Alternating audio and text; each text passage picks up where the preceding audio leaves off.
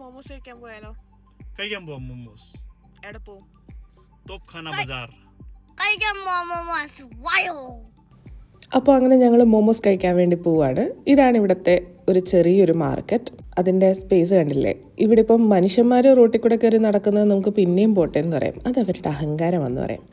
ഇവരെ ഇപ്പം എന്തോ പറയാനാ? ഒന്നും ചെയ്യാനും പറ്റില്ല, ഒന്നും പറയാനും പറ്റില്ല. ഇവിടെ ചെറിയ മാർക്കറ്റ് റോഡിലെല്ലാം ഇതുപോലെ പശുക്കളുണ്ടാവും.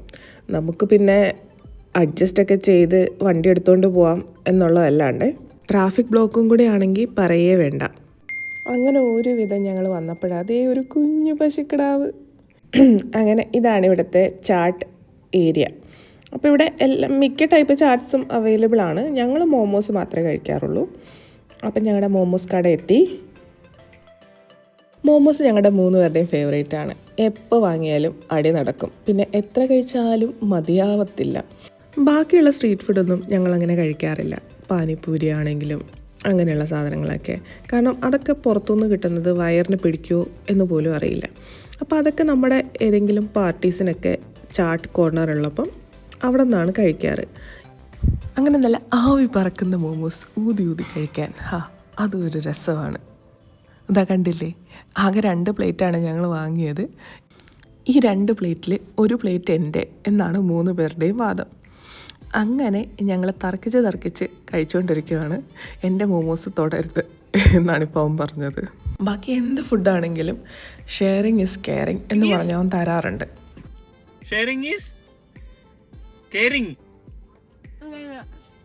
എന്തോ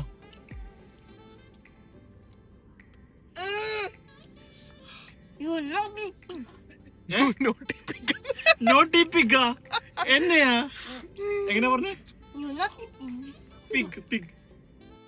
ഇതിപ്പം പെപ്പ പിഗ് കണ്ട് ഞങ്ങളും അവന് മമ്മി പിഗും ഡാഡി പിഗുമാണ്.